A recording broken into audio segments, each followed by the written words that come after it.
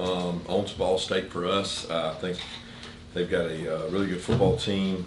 I don't know Coach Mike New well, but we get to meet him obviously, and got a lot of respect for their conference. We played Kent State out of this conference last year, and the MAC has done an incredible job of creating a good football environment and some really good football teams. So we got to put last game to bed this morning, which we don't usually get to do on Monday, but with no school, we were able to jump ahead. So this afternoon, we'll jump straight into Ball State and get these guys going and get prepared for them. Questions? Raise your hand. Yeah, Coach, when you went back and had a chance to watch the tape, how'd you feel like the offensive line played, particularly the first half? It seemed like they got things picked up in the second. Probably not less on them and more on us. The team did a good job. Team Martin did a good job changing some things up. We had some plans to handle some things a different way, and they did a couple things to hurt us, and probably hurt our offensive line more than our offensive line didn't play well. We probably got to do a better job of helping them out, in-game adjustments and things like that. But I did think they played better in the second half. They pass protected well throughout the game, really the first half and the second half. We didn't run the ball particularly well in the first half, and that probably led to some of the issues we had. Coach, I know this is a real general question, but what are the biggest improvements you want to see your team make from this week to the next lesson for this week? God, I don't even know how to, a lot. There's so many things we can get better at, and every coach in the country is saying that you get better from game 1 to game 2 is the biggest jump you make. So if that's the case, then there's a lot of areas to improve in. Certainly turnovers on defense, pursuit angles, we got cut back on several times. Offensively, ability to be explosive in the run game, convert on third downs. There's a lot of things. Special teams, I didn't think we didn't dominate the game in any way on special teams like we're capable of, so I can't pinpoint one area. Kirby, you guys faced Ball State trying back last year when he was at Kent State, Markley and Cooper. Just what do you remember about how he played in that game and his skill set? Really physical, downhill, power runner, good back. Our guys were talking about him just this morning of how powerful he was and how ironic it is you're playing against him again at a different school in the same conference. So we got a lot of respect for him. Kirby, everybody talks about offense finding a rhythm. What about defense? How does a defense find rhythm? What does that mean in terms of you if they're not, I guess, where they want to be or where you want to be from the jump? I think rhythm's a weird thing on defense. I don't know that, rhythm to me is 3 and out, 3 and out, 3 and out, 3 and out. That's not realistic, right? Like, that's not going to happen in today's day and age. People have ability to get first downs, be explosive. There's so many different ways to run offense. You can go really fast, you can play on the perimeter, you can trick people, you can go right at people. There's just lots of options, and offenses are so much more elaborate now than they've ever been. So defining rhythm for a defense it's not necessarily easy. Rhythm to me is habit related. Like, when we would be in our best rhythm was when we would be creating the most havoc. Tackles for a loss, DBUs, interceptions, sacks, and we didn't hit our havoc goal the other day, and played decent on defense, but you can't hit your havoc goal if they get the ball out 2.1 seconds. It's hard to do that. You got to bat balls, you got to force turnovers, and we didn't do those. So where E.J. Lacey wasn't dressed out, is he injured or? Yeah, he's dealing with an injury. He's got, golly, my mind just went blank. I can't remember what EJ's dealing with exactly, but he's had some shoulder pain, some back pain from a high school injury, and he's been fighting that. So we're hopefully getting back.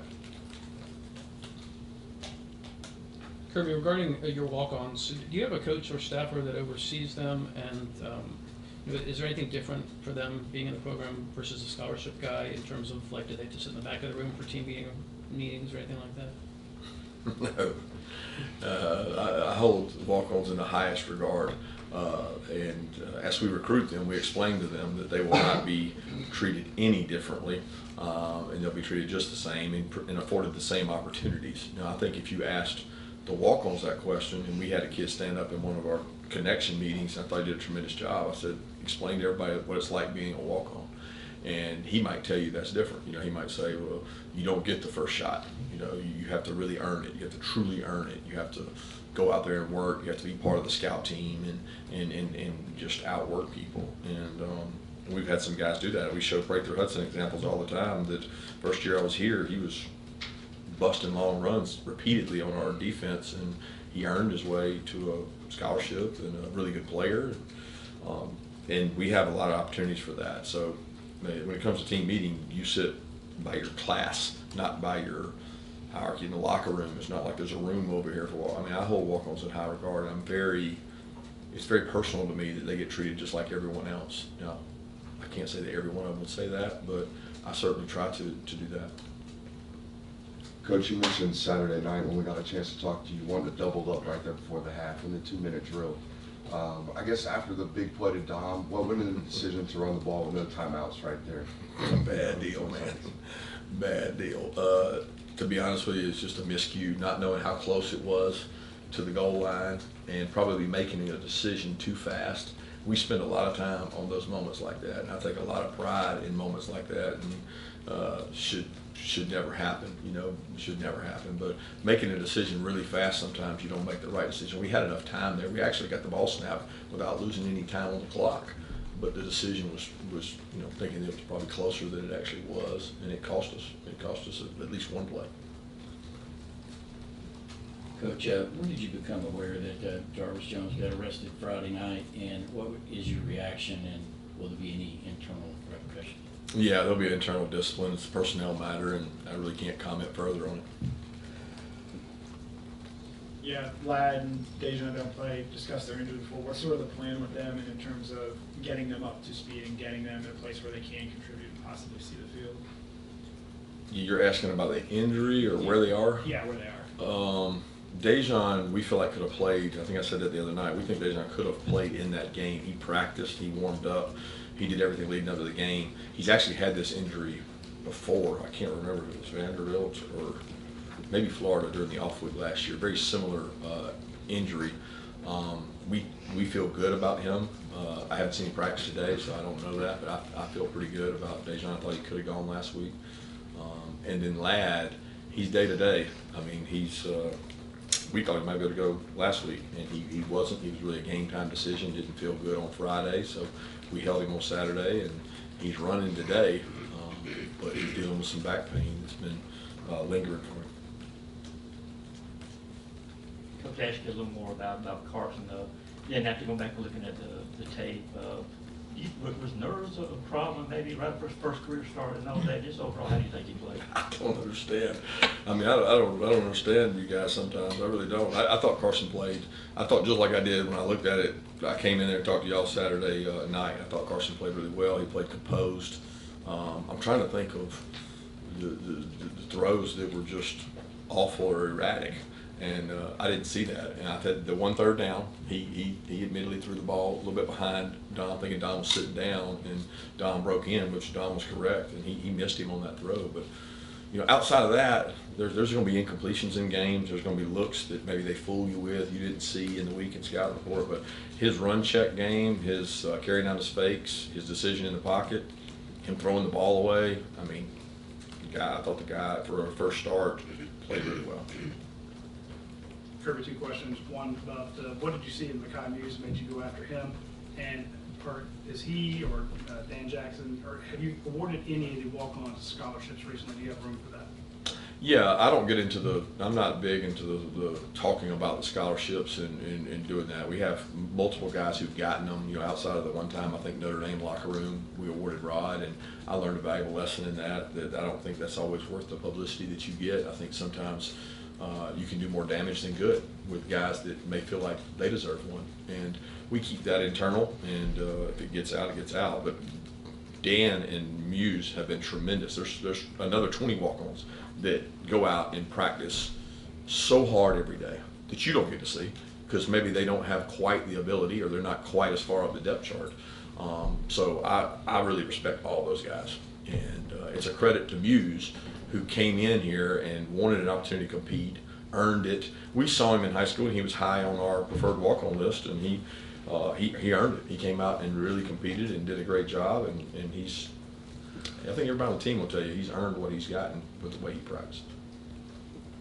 Kirby, touched on Carson's run checks. I'm curious, kind of layman, like how much freedom does a quarterback have, and how is Carson when you're at the line and you maybe see being in the box, you know, and but you've got a run play call? How much freedom does a quarterback have right then to change the play or change the direction of their play? Yeah, there's parameters you give them. There's runs that have checks. They have runs that have checks from run to run. There are runs that have check from run to pass. There's certain looks you're allowed to check the pass. Every week we package those, but not every play has those. So there's sometimes when you're going to sit back and, as you guys can do and we can do as coaches, you can second guess and say, well, he should have thrown that ball because it had an option to throw. Then there's the check to a throw, which is completely different than a run pass option. So it's really complicated and elaborate, but he did what he was coached to do, and he did exactly the things that we want him to do. If they got two outside, we're checking this. Okay, they got this, we're doing this. He followed those, and he's already done that. Like he did that all last year under Coach Monken. So like he did it in practice because he had to be ready to play. If they've got this coming, we can't run that play. We got to go over here and do this play. So not every play has that because some plays are fastball, some plays are speed break. Every play has its own identity, but he's very bright and he understands it, and we're lucky that we can do some of the things we can do because he's like Stetson in that way, that he's been in the system long enough to handle the volume. Coach, you had high praise for C.J. Allen after the game on Saturday. Now that you've had a closer look with film, how do you feel he did in terms of understanding the defense and being at the right place at the right time? Yeah, the praise I have for C.J. Allen is not more about his performance, but his ability to handle information and play within our defensive scheme at the signal caller position. So like that position, you go comb the country, you're not going to see a ton of freshman linebacker that are out there playing, making the calls.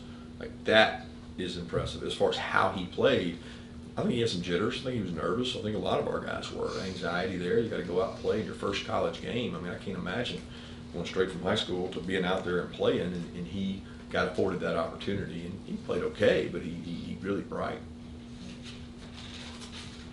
Kirby, I know you're not big into the fanfare, but obviously Brian Kelly last night made a reference to Georgia. I guess I wondered if you'd heard about it and what your reaction is when he said we thought we were the two-time national champion Georgia Bulldogs, in reference to the maybe thinking they could roll their helmet out in the second half. What does it say when your program is, you know, getting those kind of remarks from your peers, where peers like Coach Kelly's putting you guys on a bit of a pedestal there? It says you're 1 week away from humility. And all it says is, how are we going to practice today? With time to look back at the film, what did you make of Ernest's first start, how he handled himself? Yeah, it's interesting. I was just talking to Ernest going out there. It's like, in my mind, I see Ernest like this. Man, he's been out there all spring. He's competed. He's played. It's like, I mean, he's in his second or third year, and you forget that that was his first game in, I guess, 2 years from high school, and he has not had to play. He didn't even get to play. You think about all the guys that got to play last year in the games we had to lead. He never got that. Now, my expectation is that he plays the level of a starter, and he flashes at times to be sudden, quick, do everything right, and then he had a couple plays where he didn't. And I'm like, you know what? That's no different than C.J. Allen. That's no different than Dylan Bell was last year. He's going to go through those WTF moments, I call them, and it's inevitable that they're going to have them. And he had a couple, but he also had a couple really, really good plays. And I'm excited about what he can do if he continues to grow and get better. He can't have those moments. Hey Kirby, I know you mentioned that Kendall is still sort of pushing through injury. Just where is he in terms of how he responded to playing Saturday? And then I guess what does it say about him that he did want to push through the way that he is? Well, Kendall's dying to get out there, man. This guy got a great heart, great soul, he loves this program. He'll give anything for this program, and it kills him not to be out there. And he has not been able to practice most of camp due to his injury. And we're dealing a little bit now with all right, how does he stay warm and able to do it? Because he's used to playing, right? He plays in a rotation at running back, but he played on all the special teams. Well, now he's not doing that. So when he's not in on offense, he sits over there, it gets cold, he's got to stay warm. He goes in at halftime, the leg tightens up, and he doesn't have what I call the camp stamina. You know, he didn't really go through camp. He worked out, he ran, he did what he had to do, but he could not get himself in playing shape just by camp. So we're really battling that now to get him back right. And I think he said himself, if you asked him, he said, I'm around 92%. That's what he quoted at and asked. And I don't think his stamina's at 92%. I think when he's when he's 100% conditioned, he's at 92%. And we're trying to fight that to get him back. It's a delicate line, right? Of do you bring him back and try to play him and get him in shape, or you sit on the shelf and you don't get carries, you don't get him. I mean, that action he got the other day was like scrimmage 1 and scrimmage 2 because he didn't get to play in those. Coach, Saturday night you mentioned jitters. We don't even have to talk about the quarterback position, but just as the offense as a whole, how much of the responsibility relies on the coordinator to settle his players in that moment, and how do you go about doing that? Yeah, I don't think you can say it's up to a coordinator to settle the players. You certainly can call it conservatively to try to figure out where we are, where the guys are. You got 2 backs that have never played, never carried a ball. Got a quarterback that's never started. You got 2 starting receivers I know of out, 1 that's played a lot, and Meek's out. So there's a lot of new pieces of the puzzle, let's say.